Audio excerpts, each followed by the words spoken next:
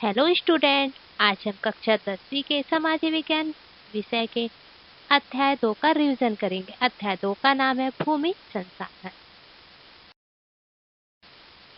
Revision 1।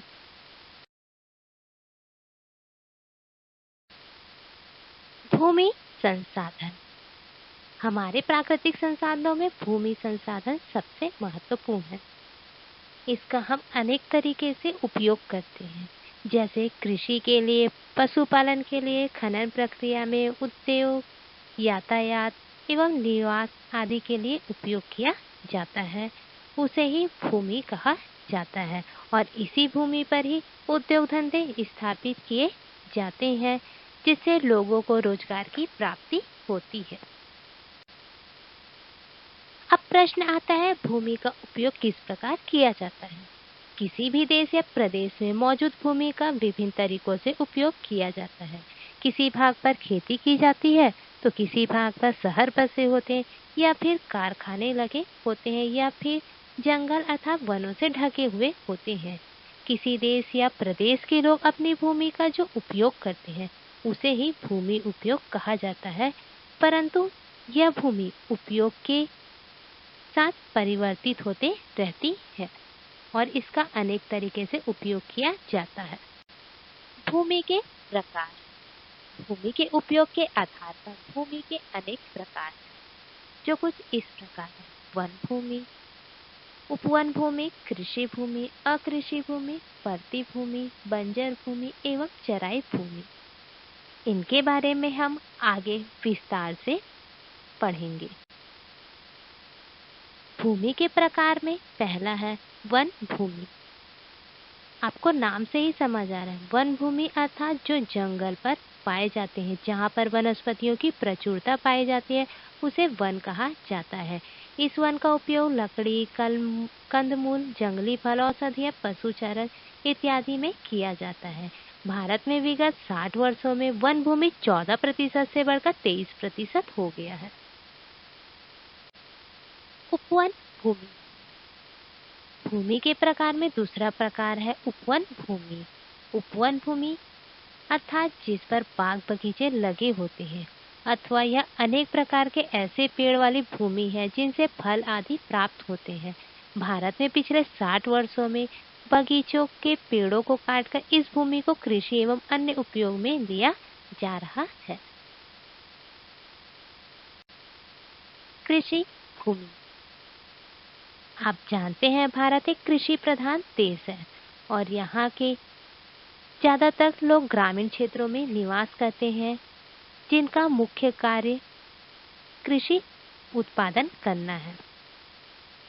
हमारे देश के विशाल भाग में खेती होती है और यह हमारे अधिकांश लोगों को रोजगार भी उपलब्ध कराता है। कृषि भूमि से ही हमें अनाज प्राप्त होता है और कुछ उद्योगों को कच्चा माल भी प्राप्त होता है, जैसे सूती वस्त्र उद्योग के लिए कपास कृषि क्षेत्र से ही प्राप्त होते हैं। अकृषि भूमि। अकृषि भूमि अर्थात जिस पर कृषि नहीं की जाती परंतु इसका उपयोग अन्य तरीके से किया जाता है, अर्थात इसके अंतर्गत वो सारी जमीन आती है जिस पर खेती नहीं की जाती तथा जिसे गैर कृषि उपयोग में लिया जा सकता है, जैसे मकान बनाने में, दुकान बनाने में, उद्योग, सड़कें, रेल मार्ग, बाजार, खेल का मैदान, तालाब, नदियाँ, स्कूल, बांध इत्यादि की भूमि अकृषि भूमि के अंतर्गत आती है। परती भूमि। अक्सर किसान कमजोर जमीन को परती छोड़ देते हैं ताकि जमीन की उर्वरता फिर से स्थापित हो सके। ऐसी भूमि को परती भूमि कहा जाता है। परती भूमि के दो भाग होते हैं, वर्तमान परती भूमि और पुरानी परती भूमि। वर्तमान परती भूमि वह भूमि है जो केवल 1 वर्ष के लिए परती है। भूमि को 1 वर्ष के लिए परती छोड़ने पर उसमें ह्यूमस की मात्रा में वृद्धि होती है, जिससे उसकी उर्वरता बढ़ जाती है। पुरानी परती भूमि जो 1 से अधिक वर्षों से परती है, पुरानी परती भूमि कहलाती है। इस पर कृषि का विस्तार नहीं होने के कारण यह बंजर भूमि में परिवर्तित हो जाती है। बंजर भूमि, इसके अंतर्गत दो प्रकार की भूमि सम्मिलित होती है। एक जिसमें कृषि की संभावना अत्यंत कम है, जैसे बंजर, पहाड़ी भूभाग, खंडर इत्यादि। दूसरी जिसमें भू संरक्षण की विधियों से उसे वृक्षारोपण एवं कृषि योग्य बनाया जा सकता है। इसमें कुछ ऐसी भी भूमि है जिसमें पहले कृषि की जाती थी किंतु अब बंजर हो गई है। अर्थात बंजर भूमि वह भूमि है जिस पर कृषि कार्य नहीं किया जाता, परंतु इसका अन्य तरीके से उपयोग किया जा सकता है। चराई भूमि, आपको नाम से समझ आ रहा है, इसके अंतर्गत वह भूमि सम्मिलित की जाती है जो स्थायी रूप से चराई क्षेत्र तथा किसी भी प्रकार की चराई भूमि होती है। यह भूमि सार्वजनिक उपयोग के लिए है। यहाँ पशुओं को चराया जाता है एवं जलावन के लिए लकड़ी भी प्राप्त की जाती है। Thank you. आज आपको इस अध्याय में होमवर्क दिए गए हैं जिसमें आपको परीक्षा से संबंधित प्रश्न दिए गए हैं जिनके उत्तर आपको कॉपी में लिखना है एवं स्कूल खुलने पर आपकी कॉपी चेक की जाएगी। तो यह प्रश्न कुछ इस प्रकार है, भूमि संसाधन किसे कहते हैं? हमारे प्राकृतिक संसाधनों में भूमि संसाधन सबसे महत्वपूर्ण है। इसका हम कृषि, पशुपालन, उत्खनन, उद्योग, यातायात, निवास आदि के लिए उपयोग करते हैं। इसे ही भूमि संसाधन कहा जाता है। अब प्रश्न आता है, पर्यावरण संतुलन की दृष्टि से कितने प्रतिशत भूमि पर वन होना चाहिए? पर्यावरण की दृष्टि से 33% पर वन का होना आवश्यक है। नेक्स्ट है, भूमि, परती भूमि एवं बंजर भूमि में अंतर स्पष्ट कीजिए। परती भूमि, अक्सर किसान कमजोर जमीन को परती छोड़ देते हैं ताकि जमीन की उर्वरता पुनः स्थापित हो। परती भूमि के दो भाग हो सकते हैं, वर्तमान परती भूमि और पुरानी परती भूमि।